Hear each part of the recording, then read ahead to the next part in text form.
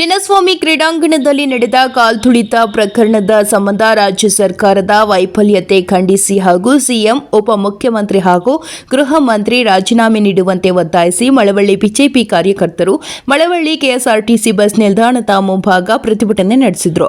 BJP ಅಧ್ಯಕ್ಷ ಕೃಷ್ಣ ನೇತೃತ್ವದಲ್ಲಿ BJP ಕಾರ್ಯಕರ್ತರು ರಾಜ್ಯ ಸರ್ಕಾರ ವಿರುದ್ಧ ಘೋಷಣೆ ಕೂಗಿದ್ರು. ಈ ವೇಳೆ ರೈತ ಮೋರ್ಚಾ ರಾಜ್ಯ ಕಾರ್ಯದರ್ಶಿ ಎಚ್ಆರ್ ಅಶೋಕಕುಮಾರ್ ಮಾತನಾಡಿ, ವಿಜಯೋತ್ಸವಕ್ಕೆ ಸೆಕ್ಯೂರಿಟಿ ನೀಡಲು ರಾಜ್ಯ ಸರ್ಕಾರ ವಿಫಲತೆ ಹೊಂದಿದ್ದು, ಕೂಡಲೇ ಸಿಎಂ, ಡಿಸಿಎಂ ಹಾಗೂ ಗೃಹ ಮಂತ್ರಿ ರಾಜೀನಾಮೆ ನೀಡಬೇಕು, ಇಲ್ಲದಿದ್ದರೆ ಬಿಜೆಪಿ ನಿರಂತರ ಹೋರಾಟ ನಡೆಸಲಾಗುವುದು ಎಂದು ಎಚ್ಚರಿಕೆ ನೀಡಿದರು. ಇದೇ ವೇಳೆ ಬಿಜೆಪಿ ಅಧ್ಯಕ್ಷ ಕೃಷ್ಣ ಮಾತನಾಡಿ, 11 ಮಂದಿ ಬಲಿ ತೆಗೆದುಕೊಂಡ ರಾಜ್ಯ ಸರ್ಕಾರ ಕೊಲೆಗಡುಕು ಸರ್ಕಾರವಾಗಿದ್ದು, ಇದಕ್ಕೆ ಸಿಎಂ, ಉಪಮುಖ್ಯಮಂತ್ರಿ ಹಾಗೂ ಗೃಹ ಮಂತ್ರಿ ನೈತಿಕ ಹೊಣೆ ಹೊತ್ತು ರಾಜೀನಾಮೆ ನೀಡಬೇಕು ಒತ್ತಾಯಿಸಿದರು. ಈ ವೇಳೆ ಜಿಲ್ಲಾ ಉಪಾಧ್ಯಕ್ಷ ಯಮದೂರು ಸಿದ್ದರಾಜು ಮಾತನಾಡಿ, ಆರ್ಸಿಬಿ ವಿಜಯ ಮಲ್ಯ ಮಾಲೀಕರಾಗಿದ್ದ ಆತ ಸರ್ಕಾರಕ್ಕೆ ವಂಚನೆ ಮಾಡಿದ್ದು, ಈಗ ಆರ್ಸಿಬಿಯನ್ನು ಈಗ 17,000 ಕೋಟಿ ರು ಮಾರಿಕೊಂಡಿದ್ದಾರೆ. ಈ ದೇಶದ್ರೋಹಿಗೆ ದೇಶದಿಂದ ಗಡೀಪಾರು ಮಾಡಿದ್ರು, ರಾಜ್ಯ ಸರ್ಕಾರ ಮಣೆ ಹಾಕುತ್ತಿದ್ದಾರೆ ಆರೋಪಿಸಿದರು. ಈ ಪ್ರಕರಣಕ್ಕೆ ರಾಜ್ಯ ಸರ್ಕಾರದ ಸಿಎಂ, ಡಿಸಿಎಂ ಹಾಗೂ ಗೃಹ ಮಂತ್ರಿಗಳೇ ನೇರ ಹೊಣೆ, ಕೂಡಲೇ ರಾಜೀನಾಮೆ ನೀಡುವಂತೆ ಒತ್ತಾಯಿಸಿದರು. ಪ್ರತಿಭಟನೆಯಲ್ಲಿ ರಾಜ್ಯ ಮೋರ್ಚಾ ಕಾರ್ಯದರ್ಶಿ ಅಶೋಕಕುಮಾರ, ಜಿಲ್ಲಾ ಉಪಾಧ್ಯಕ್ಷ ಯಮದೂರು ಸಿದ್ದರಾಜು, ಆನಂದ ಕಗ್ಗಲೀಪುರ, ಕೆಸಿ ನಾಗೇಗೌಡ, ಜಗದೀಶ ಕುಂದೂರು, ಹೆಬ್ಬಣ್ಣಿ ಬಸವರಾಜು, ಮೋಹನ್, ಶಿವಪ್ರಸಾದ್, ಲಿಂಗರಾಜು ಸೇರಿದಂತೆ ಹಲವರು ಇದ್ದರು. ವರದಿ ಗಿರೀಶ್, ಮಂಡ್ಯ.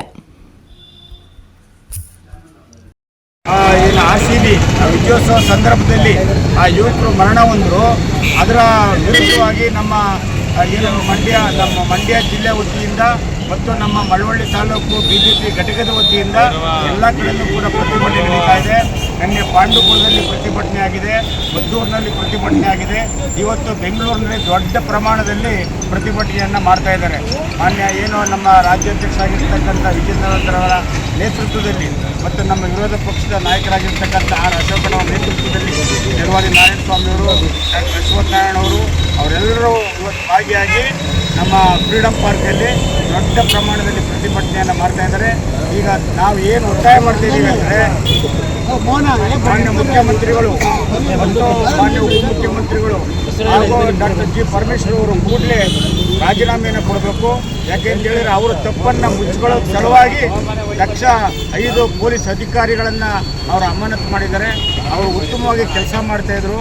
ಇವರ ತಪ್ಪುಗಳನ್ನ ಮುಚ್ಚಿಕೊಳ್ಳೋಕ್ಕಾಗಿ ಅವರು ಅಮಾನತು ಮಾಡಿ ಇವತ್ತು ನಾವು ಏನೂ ಮಾಡಿಲ್ಲ ಅಂತೇಳಿ ತೋರ್ಪಡಿಸ್ಕೊಳ್ತಾ ಇದ್ದಾರೆ. ಹಾಗಾಗಿ ಇವತ್ತು ಏನು ನಮ್ಮ ಮಳವಳ್ಳಿ ಘಟಕದ ವತಿಯಿಂದ ನಾವು ಪ್ರತಿಭಟನೆಯನ್ನು ಮಾಡ್ತಾಯಿದ್ವಿ. ಕೂಡಲೇ ಮುಖ್ಯಮಂತ್ರಿಗಳು ಮತ್ತು ಈ ಸರ್ಕಾರಕ್ಕೆ ನಾಚಿಕೆ ಆಗಬೇಕು. ಈ ಸರ್ಕಾರ ಸ್ವಂತವಳಿಂದಲೂ ಕೂಡ ಪ್ರತಿದಿನ ಅವಘಡಗಳಾಗ್ತಾ ಇದೆ, ಪ್ರತಿದಿನ ಅಪಘಾತಗಳಾಗ್ತಾ ಇದೆ. ಹಾಗಾಗಿ ನಾವು ಏನು BJPಯ ನಮ್ಮ ಮುಖಂಡರುಗಳು, ಕಾರ್ಯಕರ್ತರುಗಳು ಎಲ್ಲರೂ ಕೂಡ ಈ ಕಾಂಗ್ರೆಸ್ ವಿರುದ್ಧ ಹೋರಾಟ ಮಾಡ್ತಾಯಿದ್ದೀವಿ, ಪ್ರತಿಭಟನೆ ಮಾಡ್ತಾಯಿದ್ದೀವಿ ಅಂತ ಹೇಳ್ತಾ ನನ್ನ ಮಾತುಗಳನ್ನು ಮುಗಿಸ್ತೇನೆ. ಮಳವಳ್ಳಿ ಮಂಡಳದ ವತಿಯಿಂದ ಇವತ್ತು ಏನು ರಾಜ್ಯಾದ್ಯಂತ ಪ್ರತಿಭಟನೆಯನ್ನು ನಮ್ಮ ರಾಜ್ಯಾಧ್ಯಕ್ಷರಾದಂಥ ವಿಜೇಂದ್ರಣ್ಣವರ ನೇತೃತ್ವದಲ್ಲಿ ಹಾಗೂ ನಮ್ಮ ಜಿಲ್ಲಾಧ್ಯಕ್ಷರಾದಂಥ ಇಂದ್ರಸಣ್ಣವರ ನೇತೃತ್ವದಲ್ಲಿ ನಮ್ಮ ತಾಲೂಕಲ್ಲೂ ಸಹ ಹಮ್ಮಿಕೊಂಡಿದ್ದು, ಈ ಪ್ರತಿಭಟನೆಗೆ ಭಾಗವಹಿಸುವಂಥ ನಮ್ಮ ಮಳವಳ್ಳಿ ತಾಲೂಕಿನ ಎಲ್ಲ ಕಾರ್ಯಕರ್ತರಿಗೆ ಸ್ವಾಗತ ಕೋರ್ತಾ, ಏನು ಈ ಸರ್ಕಾರ ಬಂದ ಕೂಡಲೇ ಏನು ಗ್ಯಾರಂಟಿ ಯೋಜನೆ ಮಾಡಿದ್ರು, ಗ್ಯಾರಂಟಿ ವಿಫಲ ಆದರು. ಅದೇ ಥರ ಈಗ ಏನು ಈ ಸಂಭ್ರಮಾಚರಣೆ ಮಾಡೋಕ್ಕೋಸ್ಕರ ಕ್ರಿಕೆಟ್ RCB ವಿಜಯೋತ್ಸವ ಆಚರಣೆ ವಿಚಾರದಲ್ಲಿ ಎಲ್ಲ ಸೇರಿ ಇವತ್ತು ಏನು ಸಂಭ್ರಮಾಚರಣೆ ಮಾಡಬೇಕು ಅಂತ ವಿಧಾನಸೌಧ ಮುಂಭಾಗ ತರೇತುರಿಲಿ ಕಾರ್ಯಕ್ರಮ ಹಮ್ಮಿಕೊಂಡು, ಏನು 11 ಜನ ಮೃತಪಟ್ಟಕ್ಕೆ ಕಾರಣ ಆಗಿತ್ತು ಈ ಸರ್ಕಾರ, ಕೊಲೆಗಡುಕ ಸರ್ಕಾರ. ಈ ಸರ್ಕಾರ ನೇತೃತ್ವ ವಹಿಸಿರುವಂಥ ಸನ್ಮಾನ್ಯ ಮುಖ್ಯಮಂತ್ರಿಯಾದಂಥ ಸಿದ್ದರಾಮಯ್ಯವರು ಹಾಗೂ ಗೃಹ ಸಚಿವರಾದಂಥ ಪರಮೇಶ್ವರ್ ಅವರು, ಉಪಮುಖ್ಯಮಂತ್ರಿಯಾದಂಥ DK ಶಿವಕುಮಾರ್ ಅವರು ರಾಜೀನಾಮೆ ಕೊಡಬೇಕು. ಅವ್ರು ರಾಜೀನಾಮೆ ಕೊಡೋ ತನಕ ನಮ್ಮ ಭಾರತೀಯ ಜನತಾ ಪಾರ್ಟಿ ಉಗ್ರವಾದ ಹೋರಾಟ ಮಾಡುತ್ತೆ, ಅವ್ರು ರಾಜೀನಾಮೆಯನ್ನು ಒತ್ತಾಯಿಸುತ್ತೆ ಅಂತ ಹೇಳ್ತಾ ಮಾತಾಡೋ ಮುಗಿಸಿಕೊಟ್ಟ ತಮ್ಮೆಲ್ಲರಿಗೂ ಒಂದು RCB ಫೈನಲ್ ಗೆದ್ದಂಥ ಸಂದರ್ಭದಲ್ಲಿ ಕರ್ನಾಟಕ ತಂಡವನ್ನು ಪ್ರತಿನಿಧಿಸಿದೆ ಅಂತೇಳಿ ಎಲ್ಲ ಅಭಿಮಾನಿಗಳು ಒಟ್ಟಿಗೆ ಸೇರಿ ವಿಜಯೋತ್ಸವವನ್ನು ಆಚರಿಸಬೇಕು ಅಂತೇಳಿ ಅಂದ್ಕೊಂಡಿದ್ದಾರೆ. ಕಾಂಗ್ರೆಸ್ ಸರ್ಕಾರದ ನೇತೃತ್ವದ ಮುಖ್ಯಮಂತ್ರಿಗಳು ಮತ್ತು ಉಪಮುಖ್ಯಮಂತ್ರಿಗಳು ಎಷ್ಟು ಜನ ಸೇರ್ತಾರೆ, ಈ ವಿಜಯೋತ್ಸವ ಯಾವ ರೀತಿ ಮಾಡಬೇಕು, ಯಾವ ರೀತಿ ಮಾಡ್ತಾರೆ, ನಾವು ಯಾವ ರೀತಿ ಸೆಕ್ಯೂರಿಟಿ ಮಾಡಬೇಕು ಅನ್ನೋದರಲ್ಲಿ ವಿಫಲತೆಯನ್ನು ಹೊಂದಿದ್ದಾರೆ. ಒಂದು ಕಡೆ ಪೊಲೀಸ್ ಇಲಾಖೆ ಹೇಳ್ತದೆ ನಾವು ಯಾವುದೇ ಥರದ ಅನುಮತಿಯನ್ನು ಕೊಟ್ಟಿಲ್ಲ ಅಂತೇಳಿ RCBಗಾಗಲಿ ಬೇರೆ ಯಾವುದೇ ಇದಕ್ಕಾಗಲಿ ನಾವು ಅನುಮತಿ ಕೊಟ್ಟಿಲ್ಲ ವಿಜಯೋತ್ಸವ ಮಾಡಲಿಕ್ಕೆ ಅಂತೇಳಿ ಪೊಲೀಸ್ ಇಲಾಖೆ ಹೇಳ್ತದೆ. ಸರ್ಕಾರ ಒಂದು ಕಡೆ ನಾನು ಹೆಸರು ಪಡಿಬೇಕಂತೇಳಿ ಉಪಮುಖ್ಯಮಂತ್ರಿಗಳು, ಇನ್ನೊಂದು ಕಡೆ ನಾನು ಹೆಸರು ಪಡಿಬೇಕು ಅಂತೇಳಿ ಮುಖ್ಯಮಂತ್ರಿಗಳು ಪೈಪೋಟಿಗೆ ಬಿದ್ದು ವಿಧಾನಸೌಧದಲ್ಲೂ ಕಾರ್ಯಕ್ರಮವನ್ನು ಆಯೋಜನೆ ಮಾಡ್ತಾರೆ, ಸ್ಟೇಡಿಯಂನಲ್ಲೂ ಕಾರ್ಯಕ್ರಮವನ್ನು ಆಯೋಜನೆ ಮಾಡಿರ್ತಕ್ಕಂಥದ್ದು ದುರದೃಷ್ಟಕರ. ವಿಧಾನಸೌಧದಲ್ಲಿ ಮಾಡಿದಂಥ ಕಾರ್ಯಕ್ರಮದಲ್ಲಿ ಸರ್ಕಾರಿ ಕಾರ್ಯಕ್ರಮ, ಮಾನ್ಯ ರಾಜ್ಯಪಾಲರು ಇದ್ದಾರೆ, ಮುಖ್ಯಮಂತ್ರಿಗಳಿದ್ದಾರೆ, ಉಪಮುಖ್ಯಮಂತ್ರಿಗಳಿದ್ದಾರೆ, ಅಲ್ಲಿ ಯಾವ ರೀತಿ ಸೆಕ್ಯೂರಿಟಿ ಮಾಡಬೇಕು ಅಂತಲೂ ವಿಫಲ ಆಗಿದ್ದಾರೆ. ಕೇವಲ ವೇದಿಕೆಯಲ್ಲಿ 30 ಜನಕ್ಕೆ ಮಾತ್ರ ಅನುಮತಿ ಇದೆ. ಆದರೆ 300-400 ಜನ ಅವ್ರ ಮಕ್ಕಳು, ಅವ್ರ ಫ್ಯಾಮಿಲಿ, ಅವರ ಸ್ನೇಹಿತರು ಸೆಲ್ಫಿಗೋಸ್ಕರ ಕರ್ಕೊಂಡ್ಬಂದು ಅಲ್ಲೂ ಸಹ ಅಧ್ವಾನವನ್ನು ಇಳಿಸಿದ್ದಾರೆ.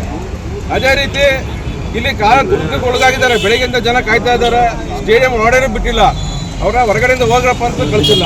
ಅಲ್ಲಿ ಎಲ್ಲರೂ ಬೆಳಗ್ಗೆಯಿಂದ ಸಂಜೆ ತನಕ ಒಟ್ಟಿಗೆ ಸೇರ್ಲಿಕ್ಕೆ ಅವಕಾಶ ಕೊಟ್ಟು 40,000-50,000 ಜನ, 1,00,000 ಜನ ಸೇರಿದ ಮೇಲೆ ಅವ್ರಿಗೆ ಯಾವುದೇ ಥರದ ಸೂಚನೆ ಕೊಡ್ದೇ ಒಟ್ಟಿಗೆ ನುಗ್ಗುವಂಥ ಕೆಲಸ ಆಗಿದೆ.